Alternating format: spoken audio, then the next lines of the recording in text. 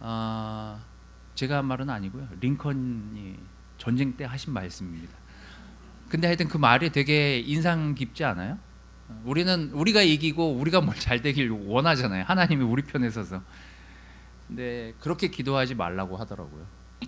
우리가 늘 하나님 편에 서 있기를 기도하는 정말 영적인 형제자매들이 되기를 바라겠습니다. 산타 할아버지가 선물을 여러분들에게 주시진 않으셨겠지만 저도 선물 받은 지가 이제 오래돼서 산타 할아버지한테 기억이 없습니다. 이제 여기 산타 할아버지한테 아직도 선물을 받으시는 분들이 있으신가는 모르겠습니다만 받았어요? 알아? 아니에요? 엄마 아빠가 산타니까. 네. 자, 저 PPT 좀. 네. 어제도 누가 이런 그 그림을 보내 오셨는데 저한테 메리 크리스마스라고 하면서 저 그림에 뭔가 틀렸다라고 생각되는 부분이 있나요? 그냥 저 그림을 보시면서 저 그림이 성경적이진 않아요. 뭐가 성경적이지 않을까요? 네? 아름답지 않다고요? 뭐죠? 아까 우리 기훈 형제가 여기 올라와가지고 읽은 내용에 이렇게 쭉 나오는데 그 마태복음 2장에 우리 어렸을 때부터 보지 않았어요? 저런 장면은? 동방 박사는 몇 명일까요? 우리는 3명으로 알고 있지만 사실 3명이라고 성경에 나오진 않습니다. 우리가 잘못 알고 있는 거죠. 동방 박사들이라고 나와 있으니까 1명은 넘었겠지만 거기 마태복음 2장에 딱 3명이라고 그렇게 나와 있진 않아요, 사실은. 그러니까 뭐 3명일 수도 있고 4명일 수도 5명일 수도 있는데 왜 항상 3명이 나왔을까? 저는 항상 그게 좀 궁금했습니다. 선물이 3개라서 그런 얘기들이 있더라고요. 그렇게 생각하는 사람들이 있더라고요. 하여튼 3명인지 아닌지 모른다. 그게 이제 성경적이다 라고 보고 싶습니다. 하지만 오늘 저는 여러분들하고 그래도 우리가 하나님께 이 기쁜 크리스마스에 3가지의 영광을 우리가 하나님께로부터 받았기 때문에 우리가 그런 것들을 기억하고 돌려드리는 그런 것들을 생각해 보면 좋겠다라고 생각이 좀 들었습니다. 마태복음 1장 18절에서 28절에는요 마리아가 임신을 하고 또 요셉이 이 임신한 마리아를 바라보는 과정에 대한 스토리들이 나오는데 오늘은 그 장면을 보면서 우리가 하나님께 또 우리가 함께 하셨던 예수님께 어떤 영광을 돌려드리면 좋을까 이런 것들을 생각하면서 이 크리스마스 예배를 지나가면 좋을 것 같다는 생각이 들었습니다. 마태복음 1장 18절에서 23절 말씀을 제가 가져왔는데요 역시나 제가 다 여기다 기록을 해왔기 때문에 여러분들 같이 읽기만 하면 되겠습니다. 자, 같이 한번 읽어보도록 하겠습니다. 자, 시작. 예수 그리스도의 태어나신 일은 이렇다. 예수님의 어머니 마리아는 요셉과 약혼하였으나 아직 결혼 전이었다. 그런데 성령으로 임신한 사실이 알려졌다. 그러나 의로운 사람인 약혼자 요셉은 마리아를 부끄럽게 하고 싶지 않아서 나몰래 파혼하려고 마음먹었다.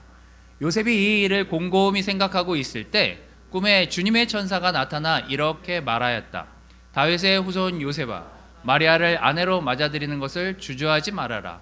그녀가 임신한 것은 성령으로 된 것이다. 마리아가 아들을 낳을 것이다. 그의 이름을 예수라고 불러라. 그가 자기 백성을 죄에서 구원하실 것이다. 이 모든 일이 일어나게 된 것은 하나님이 예언자를 통해서 말씀하신 예언이 이루어지도록 하기 위해서였다. 처녀가 임신하여 아들을 낳을 것이며 그의 이름을 임마누엘이라 부를 것이다. 임마누엘은 하나님께서 우리와 함께 계신다는 뜻이다. 우리가 여기서 잠깐 이스라엘 사람들의 결혼에 대해서 얘기를 좀 거론해야 좀 이해할 만한 내용들이 좀 있습니다. 자, 여기 결혼하신 분들한테 약혼 신청을 하십니까? 아니면 바로 그냥 난 당신과 결혼할 거야, 결혼해줘, 그러고선 그냥 바로 결혼하셨던 분들이 있으신지. 그러면 나는 약혼 신청을 하고 약혼 기간을 두고 그 다음에 결혼을 했다. 결혼부들 중에 상당히 많죠. 저도 한 달 정도 막 준비 기간을 가졌는데, 이게 우리나라의 약혼이랑 굉장히 비슷한데, 근데 저희 나라랑 굉장히 다른 정혼제라는 게 있습니다. 이게 뭐냐면 무조건 내가 누구랑 결혼을 하려고 마음을 먹게 돼서 그녀와 결혼 약속을 해요. 근데 우리는 약혼을 하면 아직 결혼한 상태가 아니잖아요. 그리고 결혼을 하고 동사무소 나이 먹은 사람이 하는 얘긴데 뭐라고 그러죠? 주민센터? 주민센터에 가서 주민센터에 가서 신고를 하네? 결혼신고 어디로 가서 하죠? 하도 한 지가 오래돼가지고 동사무소 맞죠? 주민센터. 우리는 거기 가서 이 신고를 해야 이제 결혼이 완전히 법적으로 이제 성립이 되죠. 근데 이 이스라엘에서의 결혼은 결혼하기 전에 양가 부모님의 허락을 받고 나 이 사람하고 결혼할 거야 라고 하는 순간부터 법적으로 결혼 상태예요. 근데 같이 살진 않아요. 또 1년을 떨어져서 따로 지내면서 결혼을 준비해요. 바로 이 기간이 지금 요셉하고 마리아가 있었던 기간이에요.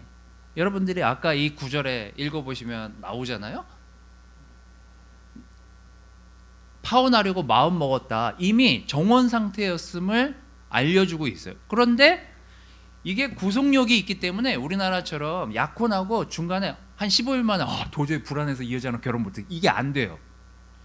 그러니까 이분이랑 약혼을 하고 정말 결정을 하고 그 다음에 결혼을 언제 하냐면 1년 뒤에 이 남자가 돌아와서 저녁, 우리나라처럼 낮에 결혼하는 게 아니라 저녁 때부터 결혼식이 시작돼요. 남편이 그때 이제 돌아와서 집에 오니까요. 그래서 마태복음 25장에 나오잖아요. 그 열처녀의 비유. 그래서 밤에 기름이 떨어지지 않게 해라. 그게 이제 결혼식이 밤부터 있으니까 이제 그 비유를 이제 들어서 결혼식을 준비해라 그렇게 하고 비유를 그렇게 드셨거든요. 마찬가지로 요셉과 마리아도 이제 정혼 기간이 됐고 이미 지금 법적으로 이거는 떨어지면 안 돼. 파혼을 할 수가 없어요. 근데 그런 상태에서 자기는 마리아랑 같이 있었던 적도 없는데, 마리아는 이미 들었잖아요, 천사한테. 근데 요셉은 하나님한테 먼저 그 얘기를 들은 게 아니라 임신한 사실을 먼저 들은 거예요. 그래서 형제 여러분께 제가 묻고 싶습니다. 이제 갈라서지도 못해, 파혼도 못해, 이거는 깨지도 못하는 상황에 자기 아내 될 사람이 임신을 했어요. 결혼한 형제들에게 묻습니다. 결혼을 할 거예요, 안 할 거예요? 네? 뭐라고요? 왜 말을 못하죠? 자기랑 같이 있었던 적도 없는데 아내가 임신을 했어. 어떻게 할 거냐고요? 대답 못하죠. 지금 부인이 같이 있으니까. 부인이 같이 있어서 지금 대답 못하는 거죠. 굉장히 심각하잖아요. 이게 이스라엘 법에서는 분명히 파혼 대상이거든요. 이건 파혼해도 돼요. 파혼할 뿐만 아니라 돌로 쳐서 죽여도 되는 법이에요. 그때 당시의 법으로는. 뭐 우리가 지금 이 문장으로 읽어서 그렇지 이게 내가 요셉이잖아요. 보통 고민할 일이 아니에요. 이 일은 보통 괴로운 일이 아니에요. 하지만 요셉은 고민하고 고민한 가운데 안 되겠다. 내가 저 여자를 보호하기 위해서라도, 저 여자의 삶이 행복해지기 위해서라도 파혼해야 되겠다 라고 생각하게 되는 거죠. 저도 그랬을 것 같아요. 난 잠자리도 안 했는데 거기서 같이 결혼하고 한 번도 같이 그 방에 있었던 적도 없는데 임신을 해? 좀 막 멘탈이 흔들리면서 온갖 추측과 그럼 내가 아니었단 말이야? 뭐 이런 생각하면서 너무 괴로워했을 것 같아요. 내가 사랑했던 사람이랑 결혼하려고 했는데 이런 일들이 일어나다니.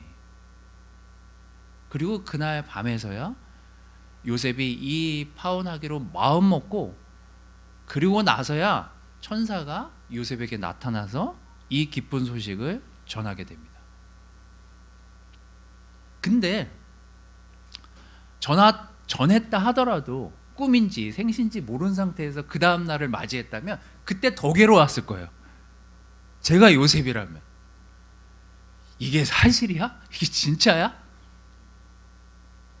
근데 어쩌면 요셉에게 있어서 마리아에게 있어서 그들이 하나님을 온전히 순종하고 섬기지 않았다면 사실 요셉이 이 역사에 이 기록에 있지 않았을 가능성이 높습니다. 근데 하나님이 그들에게 나타나셨고 하나님의 영이 그들에게 나타나셔서 그들에게 걱정하지 말라고, 의심하지 말라고. 이 모든 일이 이 세상에 내가 내 아들을 보내는 이유가 너희 부부에게 있다. 그러면서 그를 안정시키고 그리고 예수님이 그 가정에서 태어나도록 허락하시죠. 그리고 요셉도 그것을 받아들이게 됩니다. 자, 여기서 우리가 하나 배워야 될 부분은 내가 하나님이고 내가 요셉이면 일찍 그냥 포기할 수도 있었을 일을 요셉도 그걸 지켜내고 하나님도 그 약속을 지켜내면서 포기하지 않는 하나님이 있으셨고 포기하지 않는 그 요셉의 신앙이 있었기 때문에 사실은 우리가 이 자리에 예수님의 탄생을 기뻐하고 기념하면서 이 자리에 있을 수 있었겠죠. 예수 그리스도에 태어나신 일이 이렇습니다. 예수님의 어머니 마리아는 요셉과 약혼하였으나 아직 결혼 전에 이런 일을 겪으면서 요셉은 심히 고통스럽게 번잡스럽게 고민하고 이 시간들을 지나갔을 거예요. 내가 요셉이었다면 상당히 고통스러운 시간을 겪었을 거라는 생각이 들었습니다. 인간으로서 겪는 삶, 우린 약하잖아요. 제가 보면 인간처럼 약할 수 있을까를 늘 생각해 보게 되는 것 같아요. 더군다나 저도 이제 약을 먹고 있지만 조금만 좀 놀라는 일이 생기거나 이게 좀 나이가 들어서 그런지는 잘 모르겠습니다만 좀 이렇게 불안한 어떤 환경에서 어떤 이야기들을 들으면 이제 심장이 벌렁벌렁해요. 가슴이 뛰고 이러다 나도 죽는 거 아닐까? 이러다 이렇게 나도 일찍 죽는 거 아닐까? 이런 생각을 하는 순간들도 있어요. 인간은 되게 강인한 것 같지만 사실은 되게 연약해요. 연약한 게 인간이에요, 사실. 제가 살아보니 그래요. 근데 이 연약한 인간으로 예수님을 보내셨다는 것만으로도 사실 대단한 거죠. 하나님이 그걸 결정하셨다는 것만으로도 대단하고, 그래? 내가 직접 너희 삶을 겪어보겠다. 인간의 삶을 겪어보겠다. 인간이 가지고 있는 그 고통과 인간이 가지고 있는 그 번뇌, 인간이 가지고 있는 그 약함들 내가 직접 겪어서 너희가 왜 나와의 관계에서 여러 가지 일들에 번민하고 괴로워하는지 내가 직접 너희 곁에서 보겠다. 이러고 하나님이 포기할 만도 한 인간들에게 오신 거죠. 그리고 인간으로서 겪는 그 모든 일들을 경험하십니다. 사실 우리가 하나님께 영광을 돌려야 될 가장 중요한 것 중에 하나는 하나님이 날 포기하지 않으시는구나. 하나님이 나를 여기까지 또 이 시간 이때까지 인도하셨구나. 이 일을 당신께 감사와 영광으로 돌려드려야 되는 그런 의미로서의 성탄절이 되어야 되지 않을까라는 생각이 들었습니다. 두 번째는 제가 제일 괴로워했던 것, 또 우리 모두가 제일 괴로워했던 것, 그것이 무엇일까요? 죄에서 자유를 선포하셨다는 것. 그게 우리가 돌려야 될 영광의 두 번째 메시지입니다. 그의 이름을 예수라고 불러라. 그가 자기 백성을 죄에서 구원하실 것이다. 제가 누구를 만나서 누구의 죄를 듣고 내가 너의 죄를 사해 줄게 라고 할 수 있겠습니까? 여러분이 저에게 내가 네 죄를 사해 줄게, 그럼 제가 너가 뭔데? 이렇게 얘기하지 않겠어요? 넌 나에게 그럴 상대가 돼? 똑같은 인간인데? 라고 의문을 던지거나 얘기하지 않겠습니까? 근데 이미 시작부터 예수님을 보내 오시는 그 시간까지 하나님이 오래도록 준비하시고 오래도록 계획하시고 안 되겠다, 내가 내 아들을 보내서라도 이들의 죄에 이 붉고 정말 바뀌지 않은 이 죄를 돌이켜 회개시킬 그곳으로 내가 직접 가서 그들에게 직접 가르치고 하늘나라를 선포해야 되겠다라고 하는 게 하나님의 계획이시고 예수님의 이 오심의 목적이었습니다. 사실 누군가에게는 굉장히 기쁜 일이었겠지만 저는 이게 당사자 예수님 입장에서는요, 내가 태어나고 어떻게 가야 될, 어디까지 가야 될 길인지를 다 알고 오신 거 아니에요. 난 예수님이 잘하시면서 앞으로 가야 될 일들, 앞으로 겪어야 될 고초를 생각하시면서 그들을 대하셨다면 좀 많은 기도와 많은 번민이 예수님에게 있었을 거라는 생각이 들었습니다. 예수님은 당신이 너무나 선하시고 아무 죄도 없으신 상태에서 우리에게 오셔서 우리의 죄를 씻겨주시려고 단번에 십자가에 달리실 준비를 하시고, 그리고 끝까지 자기 임무를 완수하시고 우리의 죄를 단 한 번에 십자가의 지심으로 정리를 하시죠. 그래서 오늘 두 번째, 우리가 하나님께 영광을 돌려야 될 두 번째는, 우리가 이 죄에 대한 스트레스나 죄에 대한 문제를 해결하지 못하고 괴로워하고 있을 때 예수님이 이 땅에 인간의 모습으로 오셨다는 것. 그래서 이제 내 죄를 하나님께 가져가기만 하면, 예수님께 가져가기만 하면, 예수님께 무릎만 꿇기만 하고 당신께 나아가기만 한다면 우리의 죄가 완전히 예수님 안에서 소멸될 수 있다라는 그 희망, 그게 얼마나 대단한 건지 아십니까? 우리가 우리의 죄를 어떻게 깨끗이 할 수 있겠냐고요, 우리 자신이. 하지만 예수님이 오시고 예수님이 우리의 곁에서 우리의 죄를 단번에 용서해 주심으로 말미암아서 우리의 마음과 생각을 다시 순화시키고 정결하게 하고 우리의 삶을 살아갈 수 있다는 이 삶을 허락받았다는 게 사실 예수님께 돌려드려야 될 큰 기쁨과 영광이 아닌가 생각이 들었습니다. 그래서 여러분, 예수님이 탄생하시고 뭐 예수님이 탄생하신 날이 정확하진 않지만 예수님이 이 땅에 오신 날을 우리가 기억하고 그것을 의미하는 바가 무엇인지를 한 번쯤 생각해 보면서 예수님이 우리에게 오시길 정말 잘했구나라는 생각을 하면서 이 예수님 오신 탄생의 날을 그런 것으로 의미를 부여해 보시면 좋을 것 같다는 생각이 들었습니다. 자, 마지막은 세 번째, 늘 우리랑 함께 하시는 주님을 우리가 늘 영광을 돌리면서 우리의 삶을 살아가기를 바랍니다. 처녀가 임신하여 아들을 낳을 것이며 그의 이름을 임마누엘이라 부를 것이다. 임마누엘은 하나님께서 우리와 함께 계신다는 뜻이다. 정말 요즘은 셋째를 낳으면 혜택이 많다고 들었습니다.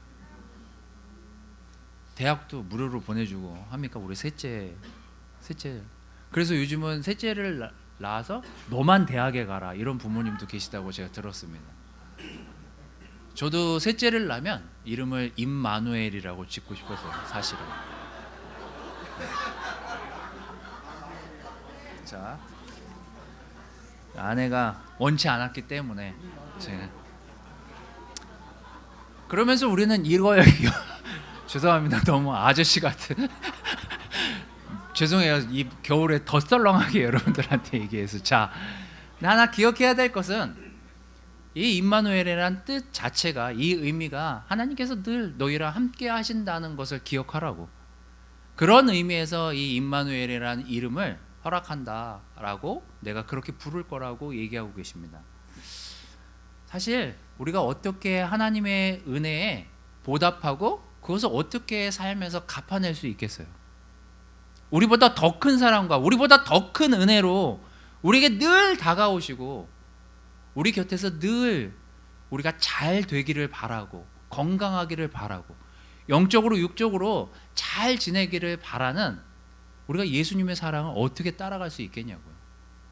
우리가 할 수 있는 것이 무엇일까? 오늘 그렇게 큰 은혜와 사랑으로 늘 우리 곁에서 우리와 함께 하시는 그 주님께 우리의 감사한 마음을 늘 영광스럽게 우리가 주님을 송축해드리고 영광을 돌려드릴 수 있는 우리의 태도가 그나마 우리가 하나님한테 할 수 있는 최선의 방법이라는 생각이 들었습니다. 예수님이 이 땅에 오신 의미를 우리 각자 많이 부여할 수 있지만 전 이 크리스마스, 성탄, 예수님이 오신 날의 의미를 전 좀 이렇게 정리를 좀 하고 싶습니다. 이거 안 넘어갈까요? 다 됐는데 넘겨주실래요? 히브리서 13장 8절은요, 예수 그리스도는 어제나 오늘이나 영원히 똑같은 분이심을 우리가 좀 기억하면 좋을 것 같습니다.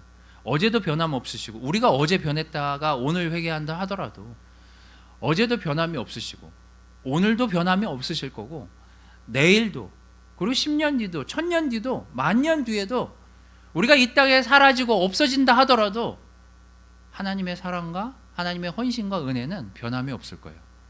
그래서 우리가 안정감 있게 하나님께 나아가는 삶을 살고 있는지도 모르겠습니다. 여러분, 그래서 저는 예수님의 탄생의 의미를 오늘 우리가 좀 되새겨보고 우리가 이렇게 마음속으로 어떤 영광을 우리가 이렇게 이 땅에 오신 예수님께 돌려드릴 수 있을까를 생각한다면, 하나님도 예수님도 우리의 인생을 포기하지 않으셨기 때문에 하나님께 우리가 그런 영광의 기쁨을 돌려드리는 그런 감사한 마음을 갖는 오늘 하루가 되기를 바랍니다.